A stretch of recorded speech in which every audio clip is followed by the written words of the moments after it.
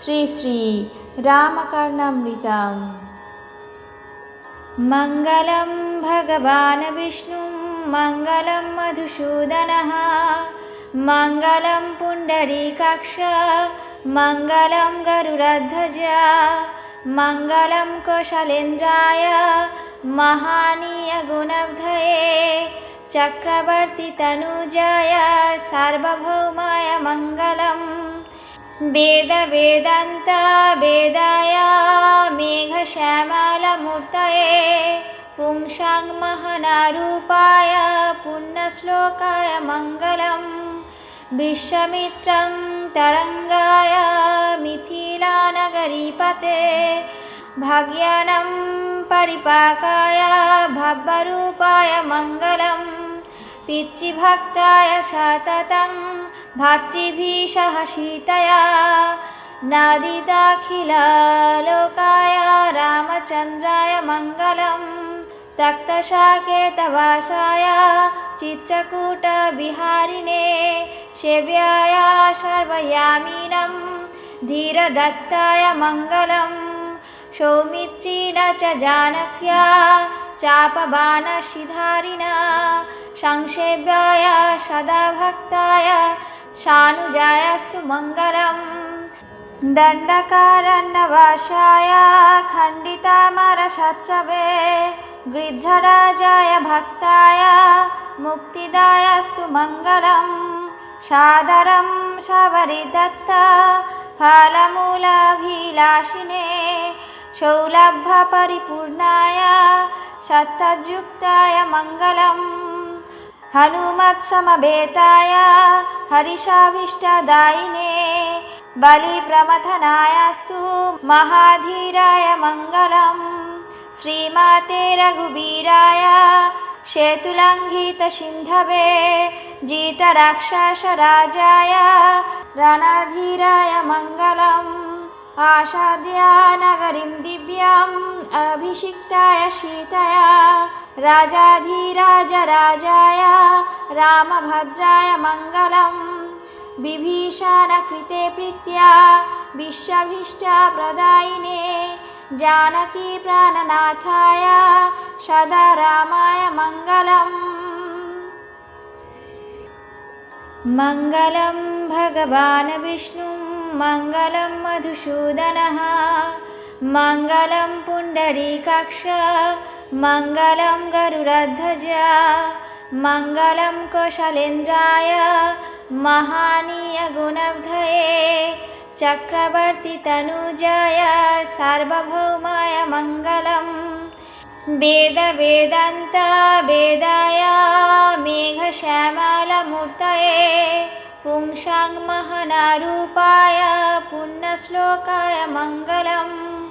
विश्वामित्रं तरङ्गाय मिथिलानगरीपते भाग्यानं परिपाकाय भव्यरूपाय मङ्गलम्। पितृभक्ताय सततं भातृभिः सह सीतया नादिताखिललोकाय रामचन्द्राय मङ्गलम्।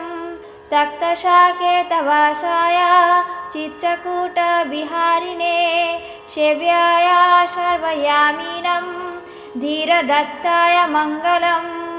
सौमित्रिण च जानक्या चापबाणशिधारिणा संसेव्याय सदा भक्ताय सानुजायास्तु मङ्गलम्।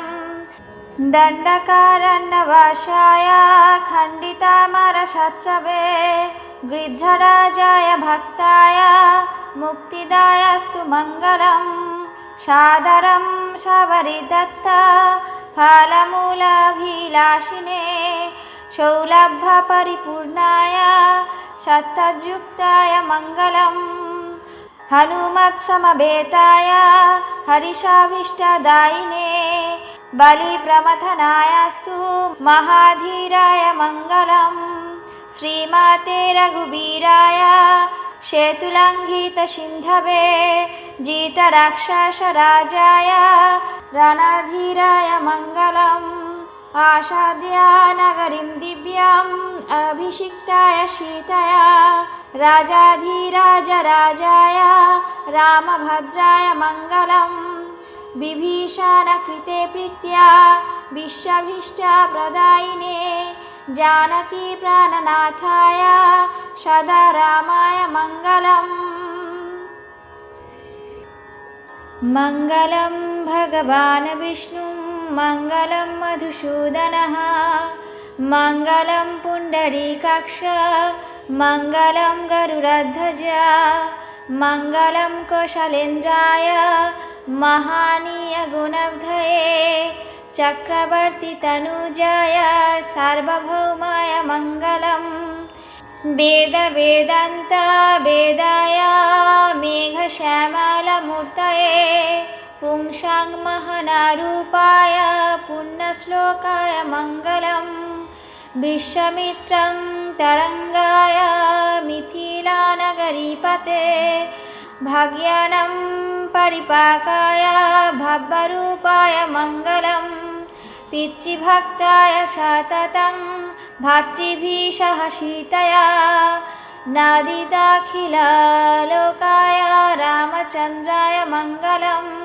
तक्तसाकेतवासाय चित्रकूटविहारिणे सेव्याय सर्वयामिनं धीरदत्ताय मङ्गलम् सौमित्रिण च जानक्या चापबाणशिधारिणा संसेव्याय सदा भक्ताय सानुजायास्तु मङ्गलम् दण्डकारण्यवासाय खण्डितामरशत्रवे गृध्रराजाय भक्ताय मुक्तिदायास्तु मङ्गलम् सादरं शबरिदत्त फलमूलाभिलाषिने सौलभ्यपरिपूर्णाय सत्तद्युक्ताय मङ्गलम् हनुमत्समवेताय हरिषाभीष्टदायिने बलिप्रमथनायास्तु महाधीराय मङ्गलम् श्रीमाते रघुवीराय सेतुलङ्घितसिन्धवे जितराक्षसराजाय रणधीराय मङ्गलम् आसाद्य नगरीं दिव्याम् अभिषिक्ताय सीतया राजाधिराजराजाय रामभद्राय मङ्गलम् विभीषणकृते प्रीत्या विश्वाभीष्टप्रदायिने जानकी प्राणनाथाय सदा रामाय मङ्गलम्।